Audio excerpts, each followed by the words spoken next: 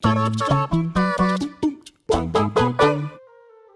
it comes time for a video game character to bow out, it's important to capitalize on the unique relationship only players can have with them. We've most likely grown to love certain people over the course of a game's runtime, spending what can be hundreds of hours in their company. Death in these sorts of narratives is when gaming borrows the most heavily from film, the majority happening in cutscene rather than gameplay. The devs certainly don't want you running around during someone's last words or spinning the camera away from what's going on, now do they? Another factor when creating any memorable mainstay character is the inevitability of success leading to sequels and reboots. It often makes far more sense to keep a character alive, and Hollywood is no stranger to letting only a few years pass before Frankensteining together another incarnation of a popular series. In gaming, a whopping 70% of all titles are sequels. It's a staggering statistic, so if creators are actually going to kill off someone for good, it has to be worth it, doing a character the utmost justice and immortalizing their time on our screens forevermore.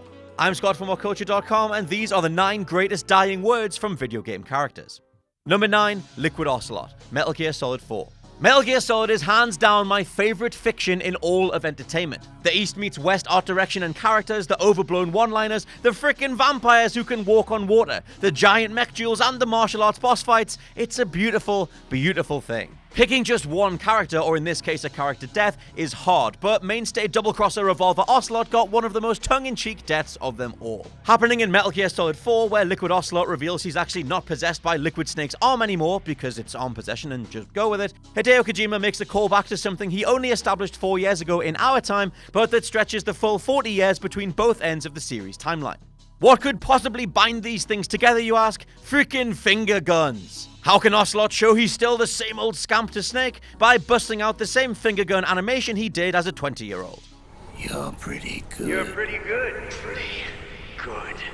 It might not seem like much, but to all of us who stuck with Metal Gear over the years, this was brilliant. Number 8, Officer Frank Tenpenny, Grand Theft Auto San Andreas. Rockstar loved to pay tribute to the filmic greats. I mentioned GTA 4's Heat-style bank heist in my hidden message inside Red Dead Redemption 2 video, and there's the shot-for-shot recreation of a train heist from the assassination of Jesse James by the coward Robert Ford near the start of Red Dead Redemption 2. Back to San Andreas though, and the downfall of Samuel L. Jackson's Tenpenny is straight up Denzel Washington in Training Day. For those who haven't seen that film, both it and the end of San Andreas almost perfectly mirror each other. Jackson's Tenpenny and Washington's Alonzo Harris both find themselves burnt out and in weakened states, slap bang in the middle of gang territory. Naturally, both decide to run their mouths off before finally dying too. Marking one of the last times Rockstar would hire a notable celebrity voice to bring a character to life, this is peak Samuel L. Jackson, going out in a blaze of venom-tongued glory.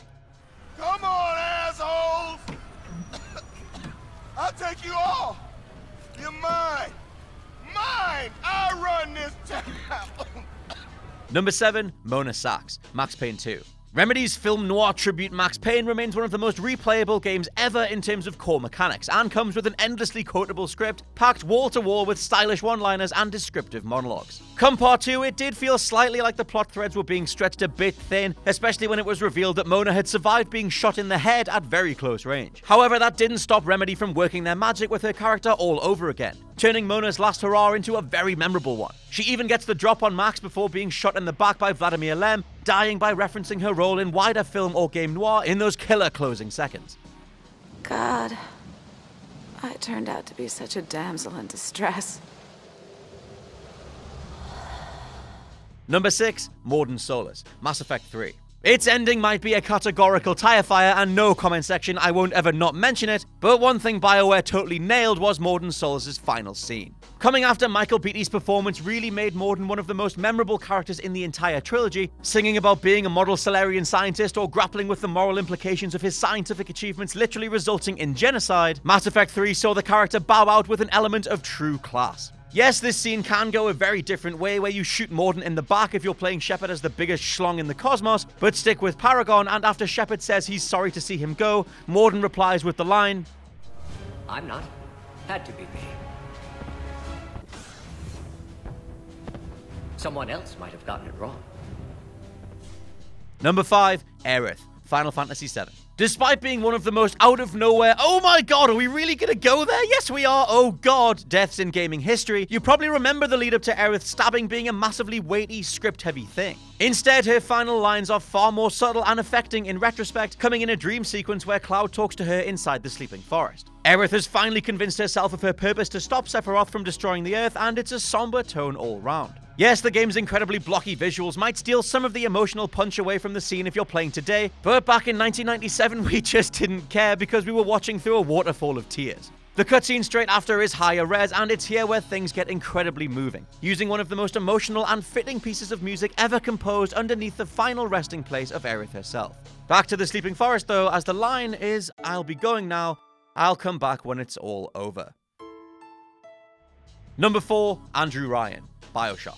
Ken Levine and 2K Games not only stuck BIOSHOCK's landing in the most exquisite of ways by creating a plot twist for the ages, but they did it by making you complicit in everything that unfolds. Suffice it to say, if you've played BIOSHOCK to completion, you already know what it's like to have your world turned upside down, and it's that feeling that leads to you killing the man responsible for your character Jack being in Rapture in the first place. If you somehow don't know gaming's most mind-breaking twist, BIOSHOCK reveals that any character saying "would you kindly do X or Y" was actually mandatory in-game, as Jack had been brainwashed to do that action no matter what. This illusion of free will extends out the screen and to us as players, because it's not just your character who's being taken for a ride, but your actions as well. As players, we're totally susceptible to the friendly-sounding commands of helper characters and tutorials, and by flipping that on its head, Irrational Games made one hell of a comment on the medium of games overall. Taking the fight back to the puppet master Andrew Ryan as you're still figuring all this out is one of the game's true masterstrokes, and easily the perfect blend of gameplay and cutscene, bringing everything together.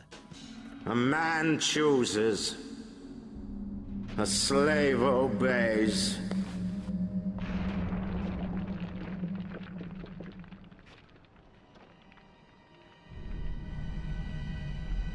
Kill!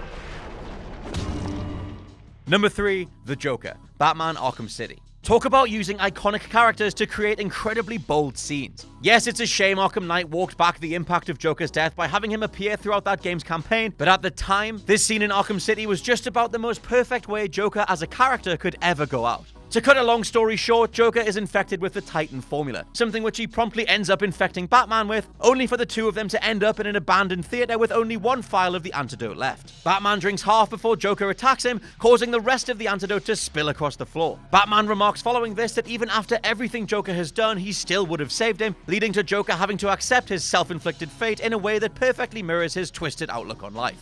Joker looks up, giggles, and then we get the line, That actually is pretty funny. Number 2, Sephiroth, Final Fantasy VII Advent Children. Yes, it's a video game movie, but to be honest, until I started researching this, I didn't even realize that Sephiroth's iconic final line actually comes from Advent Children and not the video game.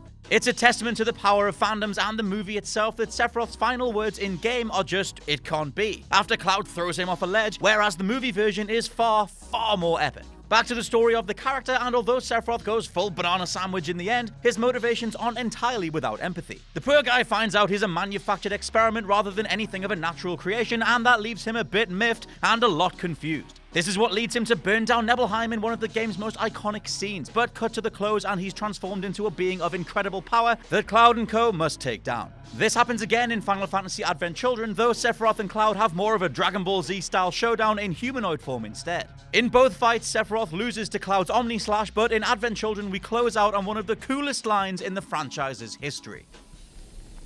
I will never be a memory.